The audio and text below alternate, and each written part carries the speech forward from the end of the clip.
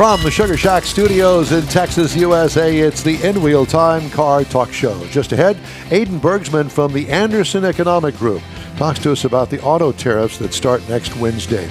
Jeff has the cruise in and events calendars, and I'll bring you stories making automotive news headlines this week.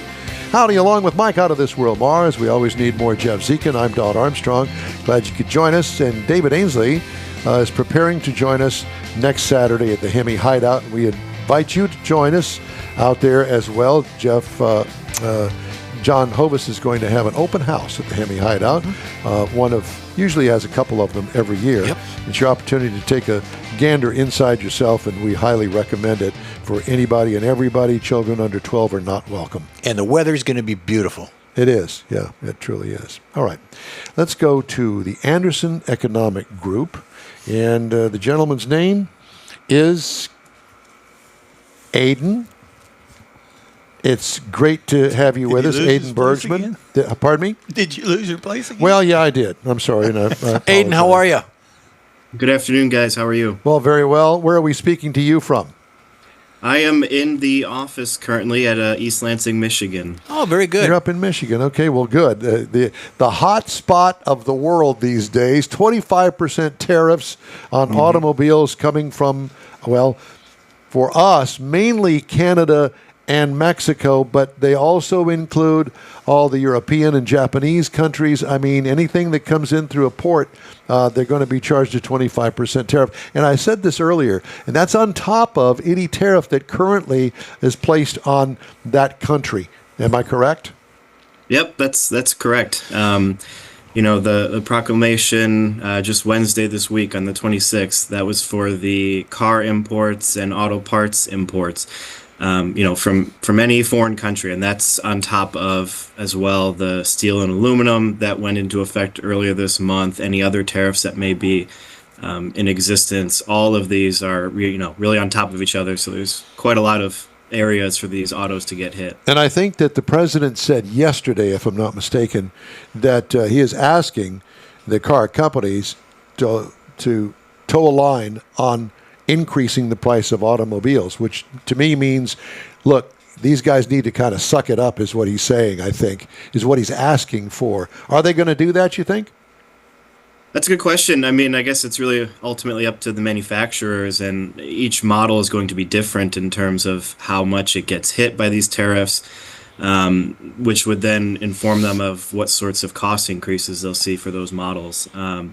As consumers, we hope that there's not going to be too much of an impact, but I think, since there's all these tariffs that are going to be stacked on top of each other, we should be seeing some increases across the board for these models. And, ultimately it's up to the manufacturers. We would hope that they could absorb more of it than they pass on to the consumers, but we'll, see probably sooner rather than later. Well, Aiden, from my experience, and not all of the cars that come to us from Mexico or Canada, and we're going to talk about those specifically because I think that those are the ones that impact or will impact most of America if the manufacturers stay with the prices in a 25% increase. Hopefully that will not be the case, but it's going to take us a while to kind of weave our way through this process because there are certain things that it's complicated. It's not just 25% across the board because, granted, if an engine is made in Windsor, Ontario, for instance, and is shipped to the other side of the river over to Detroit and placed in a Chevy pickup truck, there's 25%. But there are other parts to the truck that could be made in Mexico that goes through the United States and gets another part added to it. Then it gets shipped to Canada and it comes back. So there are all these ifs, ands, and buts that are happening within all of this tariff stuff that it's quite complicated, actually. Yeah, that's a really good point. It is quite complicated. We've definitely buffed up our tariff and imports knowledge over the past couple of months because of this. And you're right, these components cross borders several times, during the manufacturing process. Even to the complexity point that you mentioned, even the government isn't fully prepared for these tariffs yet, in the fact that with the newest proclamation a couple of days ago on the car parts, currently, those I don't believe are being tariffed until the Secretary of Commerce can even figure out the way to differentiate between the U.S. and the non-U.S. content. So there will be some wiggle room for manufacturers and importers when they're importing cars and components to declare U.S. content that would not be impacted by the tariffs. Go ahead. I'm sorry. Which they're still working on setting that system up. Yeah.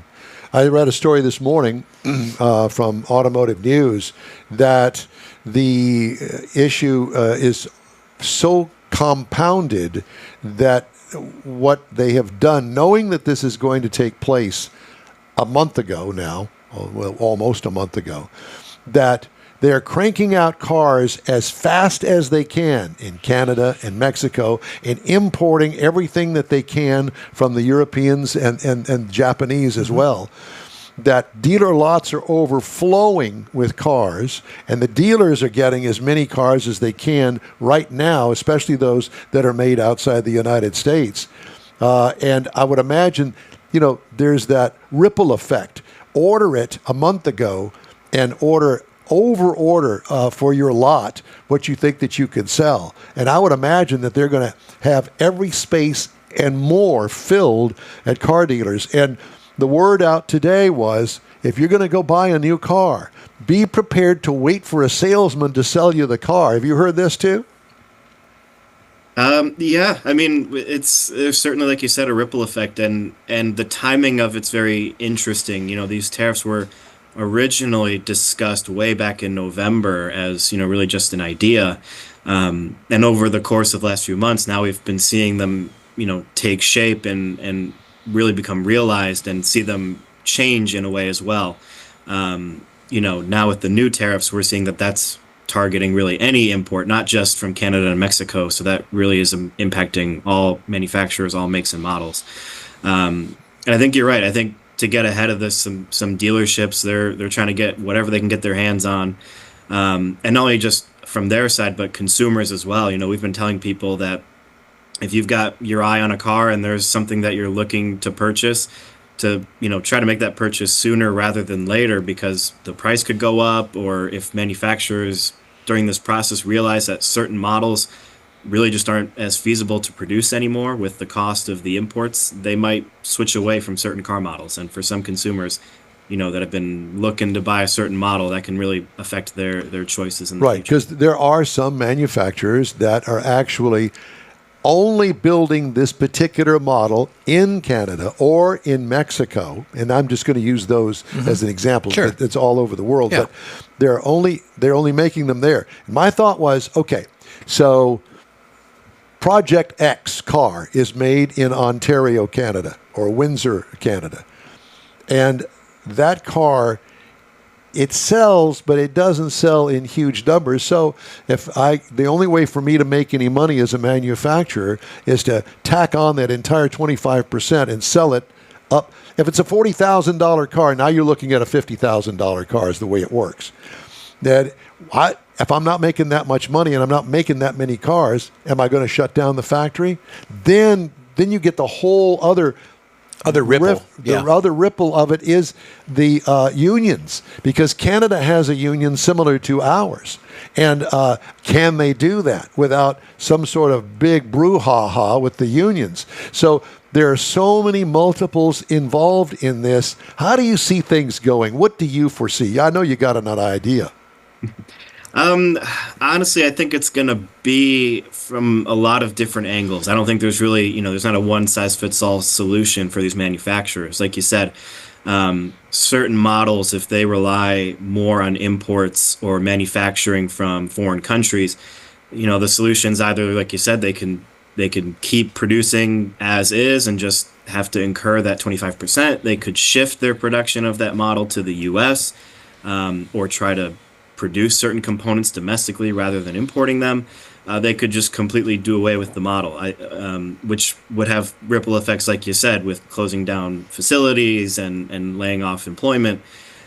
I think probably the best solution for these manufacturers is to do a little bit of all of it, really analyze which models are the ones that they are for sure going to keep and they can justify. Well, and how do they shift that production, and then if they're getting rid of some, where they make the cuts in terms of the production and the employment. Yeah, and the final goal is to get the manufacturing here in the U.S. So I think that with those steps that you said you're going to take, or they would take, inevitably they're going to probably move over to here to make it a little less tough on the tariffs themselves. And the people that are going to really be making money on this are the tariff attorneys, because there's going to be lawsuits left and right. You know that. Yeah, absolutely. That's who's going to be making the money. Well, here's the other thing that I'm going to throw out there, and that is the fact that the manufacturers have spent billions and billions and billions of dollars to shift focus to electric, and electric has stopped selling in volume big enough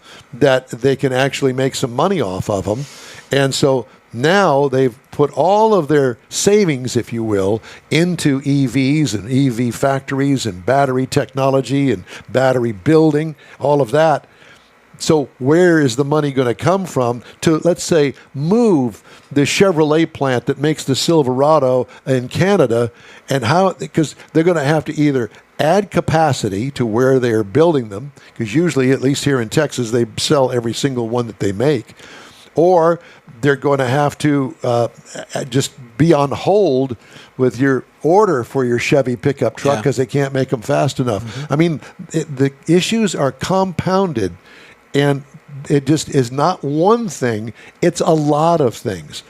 The other thing I wanted to mention to you, and this is my thought, the CEOs of these manufacturing companies, GM, Ford, Stellantis, whoever it is, they're making hundreds of millions of dollars in their bonuses and all of this sort of stuff. And you hear about, Mary Barra getting, a bonus of $1 million.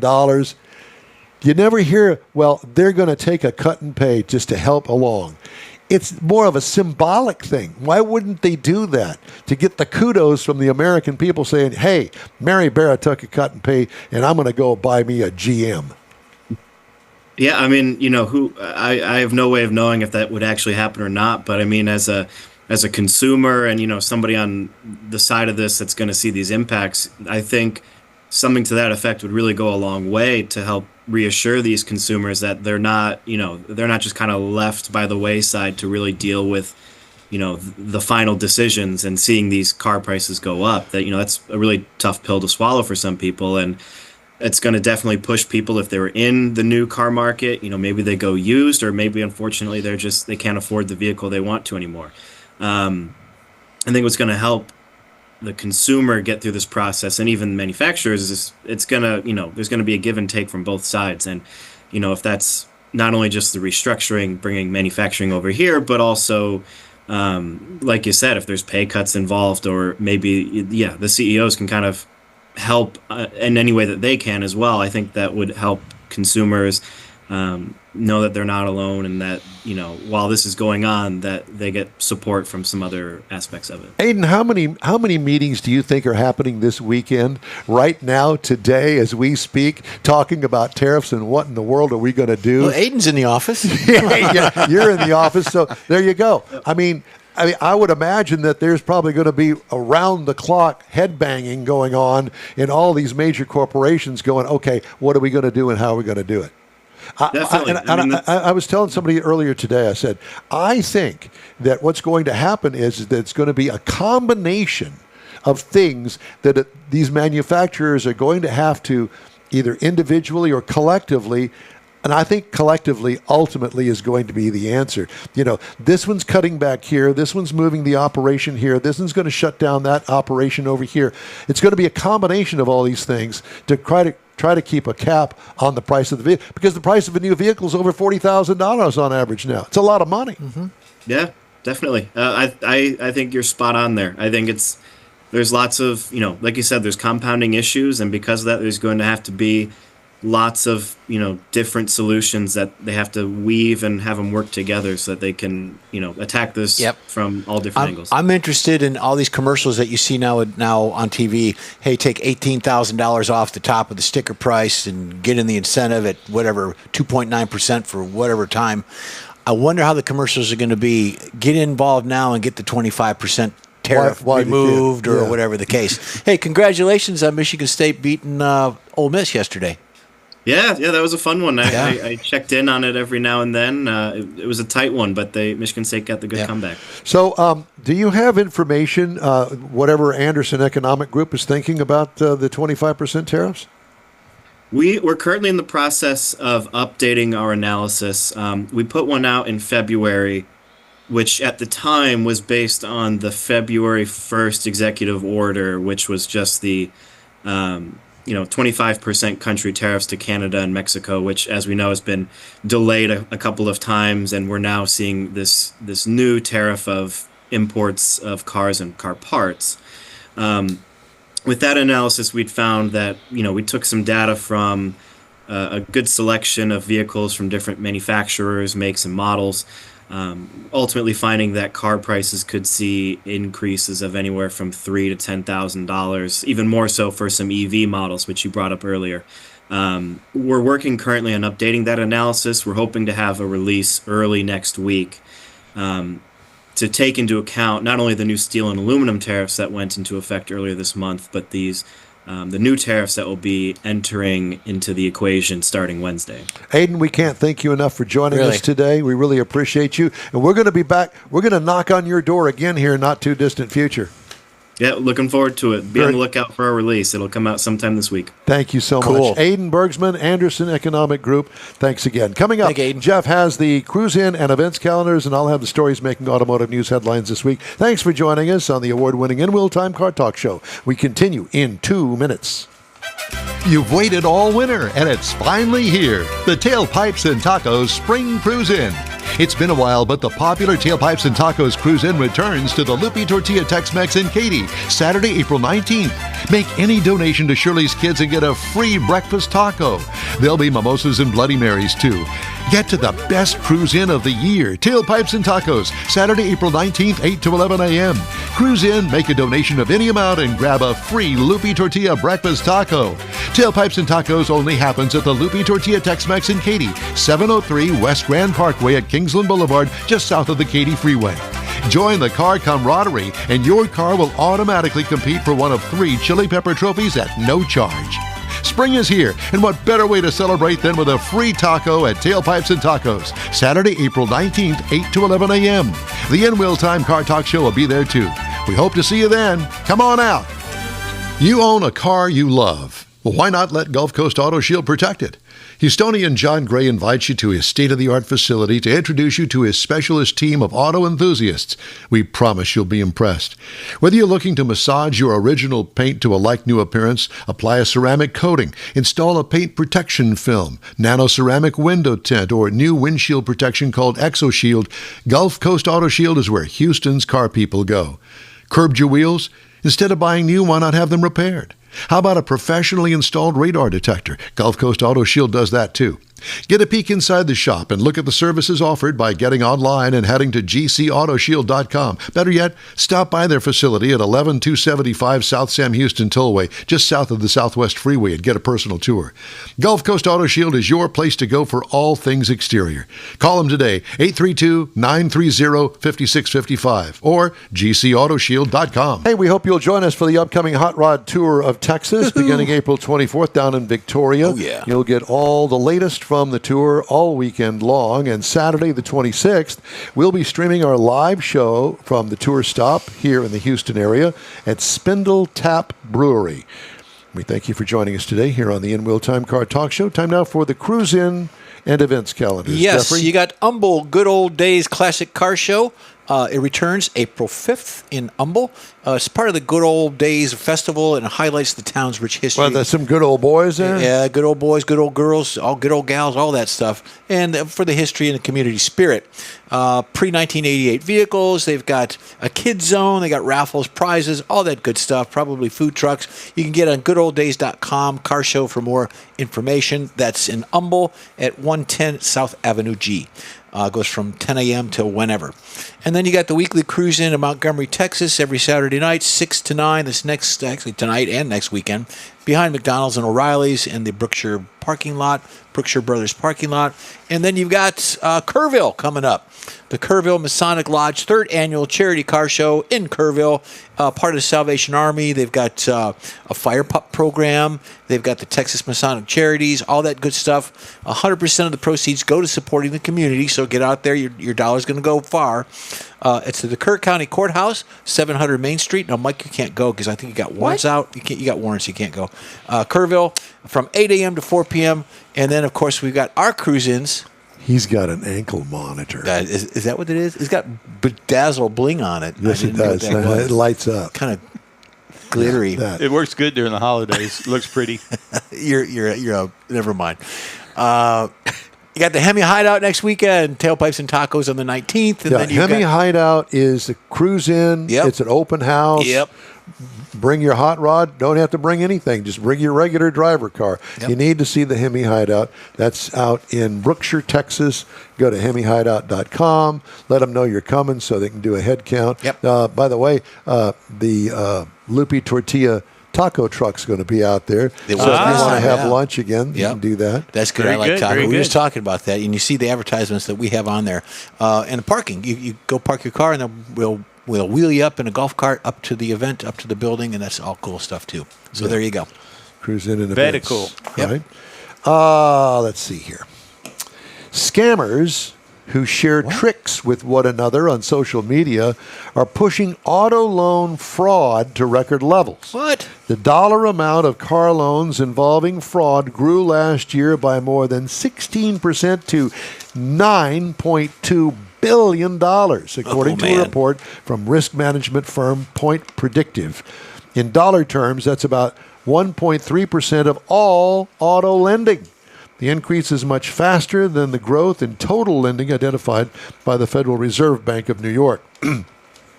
The rising numbers of swindlers is likely contributing to the record share of borrowers falling behind on their auto loan payments, as fraudulent loans are more likely to end up in default.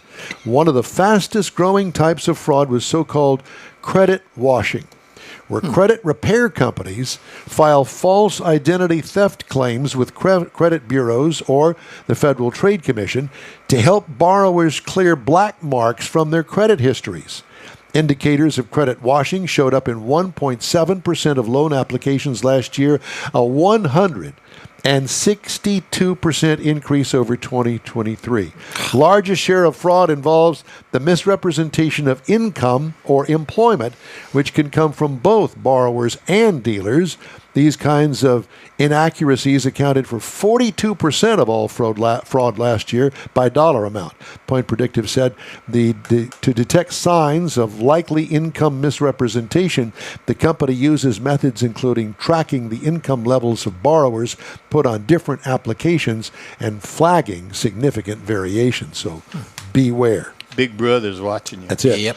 FBI has formed a task force with the Bureau of Alcohol, Tobacco, and Firearms and Explosives to coordinate investigations into a growing number of vandalism and arson incidents of Teslas, the showrooms, and the charging stations. The incidents come amid escalating backlash against CEO Elon Musk and his role in President Trump's administration. I think it's a terrible thing. Yeah, it is. Hyundai Motor Group said it will spend $6 billion to establish a steel mill in Louisiana operated by Hyundai Steel, capable of producing 2.7 million tons of steel each year. The steel plant will supply cars and parts to plants in the U.S. It's part of a $21 billion investment in the company. Will spend over the next 4 years to expand annual production capacity to 1.2 million vehicles. That's the whole point. They're here. That's the How whole do you point. borrow $21 billion? They have it in their pockets. They know a guy. They know a guy. It also plans to invest in energy infrastructure creation and partner with U.S. companies such as NVIDIA and Waymo on technology development. Trump confirmed that Hyundai Motor, parent to Hyundai, Genesis, and Kia, would not be required to pay tariffs as a result of the expansion. Wow. Did it say where in Louisiana? They didn't say. didn't It's south of Baton Rouge. Baton I believe. Rouge. Is South it? of Baton- No. I believe so, yeah. They're on the river? Probably. Don't know. It doesn't say exactly. I'm sure that it'd be easy to find out. One of our astute fact checkers online will tell us. Yeah, I'm sure. It doesn't say in the story. I don't know. I think I heard south or southeast of Baton Rouge. Baton Rouge. The Red Stick, Yes. which is the state capital, by the way. Thank you for that history lesson. Yeah. I know all the state capitals. Ask me a state, I'll tell you the capital. Washington State. It's a W.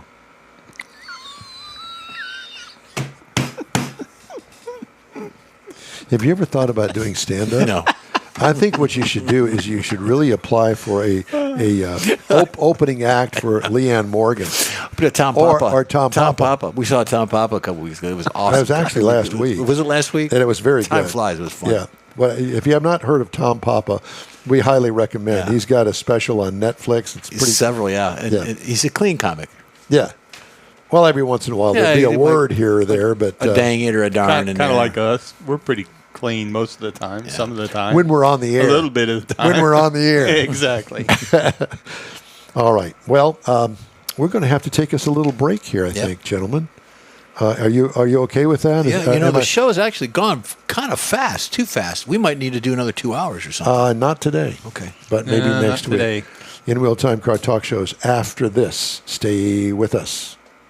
Pro-Am Auto Accessories has been serving Houston's auto enthusiasts since 1984, providing world-class products for sports cars, European sedans, and American muscle. Pro-Am is known as the place to go to find exclusive and hard-to-find parts and accessories. Pro-Am is one of the very first distributors in the USA for brands such as Recaro, Redline, Momo, Corbo, and Simpson. Located in the heart of Houston's premier retail and service corridor, the Galleria area, Pro-Am's walk-in storefront includes an 8,000-square-foot warehouse, showroom, and installation bays. Pro-Am not only sells parts and accessories, but also offers installation and service. Pro-Am is now reaching a worldwide audience through Pro-Am.com, taking its local reputation to the rest of the world. At Pro-Am Auto, you'll be dealing with a small group of professionals who truly want to help you with your automotive needs. If you don't see what you're looking for on the website, call and Pro-Am will lend you a hand. Pro-Am Auto, 6125 Richmond at Green Ridge in Houston's Galleria area. Call them at 713-781-7755. Mecum Auctions, the world's largest collector car auction company, returns to Houston, April 3rd to the 5th at NRG Center. Join us for the fun, fast-paced, high-energy Mecum experience with 1,000 vehicles up for grabs. For avid collectors, first-time buyers, and enthusiasts of all ages, there's something for everyone. Bring home your dream car. Register to bid and buy spectator tickets now at Mecum.com. Well, that's all for this week's InWheelTime Car Talk Show. Be sure and check us out online at InWheelTime.com. We're always looking for new, informative, and fun automotive things. Ooh, yeah. If you have an idea or an event, let us know. Our email address is info@InWheelTime.com. Hey, when you're looking for award-winning car talk, you can find the InWheelTime Car Talk Show 24/7 on the InWheelTime app. You on the road? Grab a podcast anytime from your favorite podcast provider, including the new SiriusXM podcast channel. And be sure and catch us on the Odyssey radio app. We video stream our live show every Saturday, 10 to noon, on Facebook, YouTube, and InWheelTime.com. The InWheelTime video technical director is We Need More Jeff Zekin. For booking agent, video editor, and people finder, Mike Out of This World Mars. And chief engineer, David Ainsley. I'm Don Armstrong. Next week we'll be at the Spring Open House at the Hemi Hideout in Brookshire. $10 cash gets you in to see us in person, and we look for you out there. The Hot Rod Tour of Texas starts April 24th in Victoria, and we hope you'll join us, or at least tune in. Details and links at InWheelTime.com. Be safe out there. Have a great week, and thanks again for tuning in to InWheelTime.